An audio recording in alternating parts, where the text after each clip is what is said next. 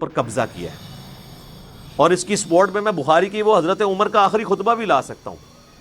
صحیح بخاری میں international number کے مطابق 6830 نمبر حدیث ہے۔ حضرت عمر جس سال شہید ہوئے ہیں، بس اسی مہینے میں وہ شہید ہو گئے، 26 ذوالحجہ کو۔ انہوں نے جو آخری حج کیا ہے 23 ہجری میں، تو وہ منا میں عبداللہ ابن عباس کہتے ہیں کہ اور عبد الرحمن بن عوف کہ ہم بیٹھے ہوئے تھے، ایک شخص نے آ کے کہا کہ امیر المومنین آپ نے لوگوں کی گفتگو نہیں سنی، لوگ کہہ رہے ہیں کہ عمر جب مر جائے گا تو ہم فلاں شخص کی بیعت کر لیں گے۔ تو حضرت عمر کو بڑا السلام علیکم دوستوں، کیسے ہیں؟ امید کرتا ہوں سب خیر و عافیت سے ہوں گے۔ آج ہم بہت ہی اہم ٹاپک پر ویڈیو دیکھنے والے ہیں، جس کا ٹائٹل ہے حضرت عمر رضی اللہ عنہ کا قاتل کون تھا، اور سیاہ رافضی لوگ ابو لولو فیروز کو ہیرو کیوں بناتے ہیں۔ چلو پہلے اس ویڈیو کو دیکھتے ہیں۔ کھولیں گے تو پھر اس کو ڈیپ ڈگ کرنے سے بھی آل امیہ ہی آتی ہے۔ سیدنا عمر کا قاتل کون تھا؟ نام لیتے ہیں جی، وہ کہتے ہیں جی ایرانی تھا، جی ابو لولو فیروز تھا۔ سر ایرانی تو تھا، وہ غلام کس کا تھا؟ حضرت مغیرہ ابن شعبہ کا رضی اللہ تعالیٰ عنہ۔ اور بخاری میں یہ موجود ہے الفاظ۔ اور پھر اس سے اگلا تلخ پہلو یہ ہے کہ حضرت مغیرہ ابن شعبہ پوری زندگی حضرت معاویہ رضی اللہ تعالیٰ راس رہے ہیں۔ اب اگر میں فلنگ دی بلینکس کرنا شروع کروں تو میں عبداللہ ابن سبا والا جو ڈھونگ انہوں نے رچایا ناسبیوں نے، اس سے بہتر سٹوری احادیث کی بنیاد پہ بلڈ کر سکتا ہوں کہ حضرت عمر کے قاتلین کون ہیں، کہ جنہوں نے پورے اسلامک سسٹم کو نقصان پہنچا کے بعد میں اس کے اوپر قبضہ کیا ہے۔ اور اس کی سپورٹ میں بخاری کی وہ حضرت عمر کا آخری خطبہ بھی لا سکتا ہوں۔ صحیح بخاری میں انٹرنیشنل نمبر کے مطابق 6830 نمبر حدیث ہے۔ حضرت عمر جس سال شہید ہوئے ہیں، بس اسی مہینے میں وہ شہید ہو گئے، 26 ذوالحجہ کو۔ انہوں نے جو آخری حج کیا ہے 23 ہجری میں، تو وہ منا میں عبداللہ ابن عباس کہتے ہیں کہ اور عبد الرحمن بن عوف کہ ہم بیٹھے ہوئے تھے، ایک شخص نے آ کے کہا کہ امیر المومنین آپ نے لوگوں کی گفتگو نہیں سنی، لوگ کہہ رہے ہیں کہ عمر جب مر جائے گا تو ہم فلاں شخص کی بیعت کر لیں گے۔ تو حضرت عمر کو بڑا غصہ آیا، انہوں نے کہا مسلمانوں کے مشورے کے بغیر بیعت کریں گے یہ؟ اور انہوں نے کہا میں ابھی منا میں خطبہ دیتا ہوں اور میں اس ایشو کو یہیں پر ختم کرتا ہوں۔ تو عبد الرحمن بن عوف نے کہا کہ چند لوگوں نے بات کیا، پبلکلی اس کو ہائی لائٹ نہ کریں۔ کون سی یوٹیوب پہ ویڈیو آ گئی ہے؟ اگر یوٹیوب پہ ویڈیو آئی ہوتی نا تو حضرت عمر کا بھی پھر خطاب یوٹیوب پہ ہی آنا تھا۔ جب فتنہ عالمی ہوتا ہے نا، پھر اس کے لیے عالمی بیانیہ آتا ہے۔ خیر مدینہ شریف واپس آئے، وہاں کے انہوں نے ایک ڈیٹیل خطبہ دیا، 6830 نمبر حدیث بخاری کی، ہمارے کربلا والے ریسرچ پیپر میں بڑی لمبی حدیث ہے۔ اس میں الفاظ ہیں کہ کوئی شخص سیدنا ابوبکر کی خلافت کو پلی نہ لے کہ آمدہ بھی کبھی مسلمانوں کے مشورے کے بغیر اس طریقے سے خلیفہ چن لیا جائے۔ یعنی حضرت عمر یہ سمجھتے تھے کہ حضرت ابوبکر کو بھی کیٹاسٹرافیکلی چنا گیا، جس طریقے سے مشورہ ہونا چاہیے تھا ویسے نہیں ہو سکا، لیکن وہ ایک ایکسیپشن ہے کیونکہ امت اس کے اوپر راضی ہوگی۔ اور پھر دوسری بات، حضرت ابوبکر کے پائے کی کوئی اور پرسنالٹی نہیں تھی کہ امت کوئی کلیم کرتا کہ ہاں جی میں بھی اس لیول پہ آ کے تو میں دعوے دار ہوں۔ ایون مولا علی علیہ السلام نے بھی ان کو 6 مہینے کے بعد ایکسیپٹ کر لیا۔ اس کے اوپر میری ڈیٹیل ویڈیو ہے، سیدہ فاطمہ کا قاتل کون، تو آپ دیکھ لیں، میں نے سارے ٹروتھ اس کے اندر ریویل کیے ہیں، ایک ایک حدیث کے نمبر ڈسپلے کر کے۔ تو بہرحال حضرت عمر فاروق رضی اللہ تعالیٰ عنہ نے کہا کہ یہ چیمہ گوئیاں جو میں سن رہا ہوں نا کہ عمر مر جائے گا تو فلاں کے، تو ان کا مسلمانوں کے مشورے کے بغیر تم خلیفہ چنو گے؟ اللہ کی قسم اگر اس طرح ہوا تو پھر اس کا انجام قتل و غارت ہوگا۔ جس کی بیعت کی گئی اور جو بیعت لینے والے ہیں، یہ دونوں کے دونوں جو ہیں وہ خون ریزی کا شکار ہوں۔ اور حضرت عمر نے اس بیعت کو اسٹیبلش ہی نہیں مانا کہ جو تلوار کی دھونس پر لی جائے۔ تو یزید ابن معاویہ کی بیعت جو ہے تلوار کی دھونس پہ ہوئی ہے۔ کہتے ہیں جی وہ صحابہ نے بیعت کر لی تھی، کس طریقے سے بیعت کی تھی تاریخ نہیں، بخاری مسلم بتاتی ہے۔ انشاءاللہ میں آج سب کچھ کور کروں گا، ریسرچ پیپر میں تو میں نے کور کیا ہے، اس کے علاوہ کئی ایک ویڈیوز کے اندر کور کیا ہوا ہے۔ تو جو دھونس اور بدماشی کے ساتھ بیعت لی جائے تو بیعت سیدنا عمر کے فتوے کے تحت اسٹیبلش ہی نہیں ہوتی۔ جب بیعت اسٹیبلش نہیں ہوگی تو لہٰذا اس بیعت کے خلاف کھڑے ہونے والے کو خروج پر مبنی نہیں مانا جائے گا، بلکہ وہ قیام حسینی ہے۔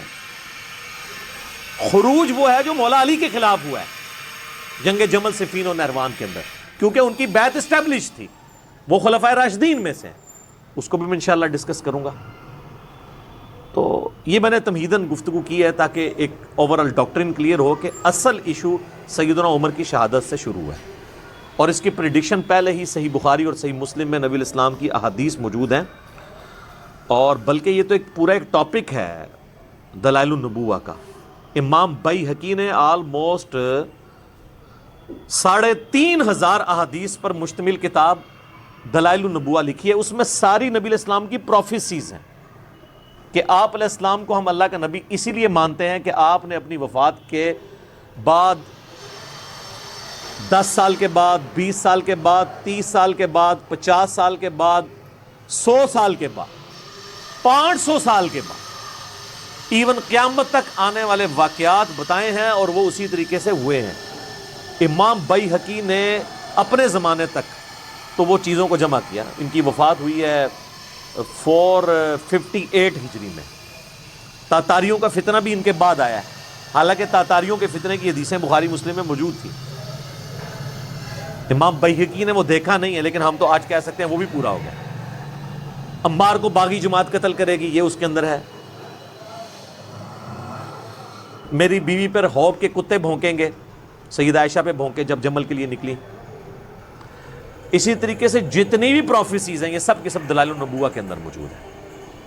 یہ ایک پوری کتاب ہے جس کی بنیاد پہ ہم نبی علیہ السلام کو ایک جنگجو بادشاہ نہیں مانتے بلکہ اللہ کا پیغمبر مانتے ہیں۔ دلائل النبوہ کو اگر احادیث کے خزانے سے نکال دیں تو کوئی شخص بھی رسول اللہ صلی اللہ علیہ وآلہ وسلم کی جنگوں کو جسٹیفائی نہیں کر سکتا، کیونکہ اگر صرف جنگوں کے ذریعے فتوحات کرنے کا نام۔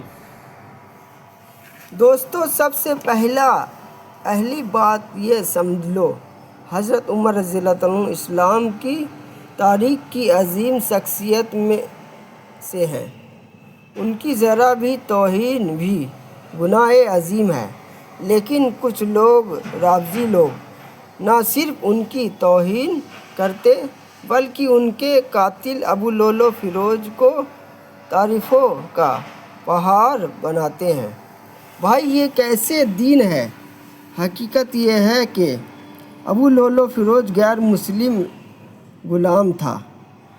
اس کے اندر پہلے سے عمر رضی اللہ عنہ کی خلاف بوجھ تھا۔ اس نے نفرت اور نجی اعتراض کی وجہ سے قتل کیا۔ نہ یہ جہاد تھا، نہ یہ کوئی دین کا کام تھا، یہ صرف نجی دشمنی اور گمراہی کا نتیجہ تھا۔ لیکن رافضی لوگ اس کرامات بنا کر پیش کرتے ہیں۔ یہ بات صرف جہالت نہیں بلکہ اس دور کا فتنہ ہے۔ رسول اللہ صلی اللہ علیہ وسلم نے فرمایا، مسلم کو گالی دینا فسق ہے، تو جو لوگ صحابہ کو گالیاں دیتے ہیں ان کا کیا مقام ہوگا؟ انجینئر محمد علی مرزا صاحب نے ہمیشہ ایک ہی بات کہی، جھوٹ کی بنیاد پر دین نہیں بنتا۔ جہالت جھوٹ ہوگا، جہاں جھوٹ ہوگا وہاں ہم حق کا جواب دیں گے۔ حضرت عمر رضی اللہ عنہ کی شہادت اسلام کا بہت برا نقصان تھا، اور جو لوگ اس کے قاتل کو ہیرو بناتے ہیں اس کا اسلام سے کوئی تعلق نہیں بلکہ نفرت سے تعلق ہے۔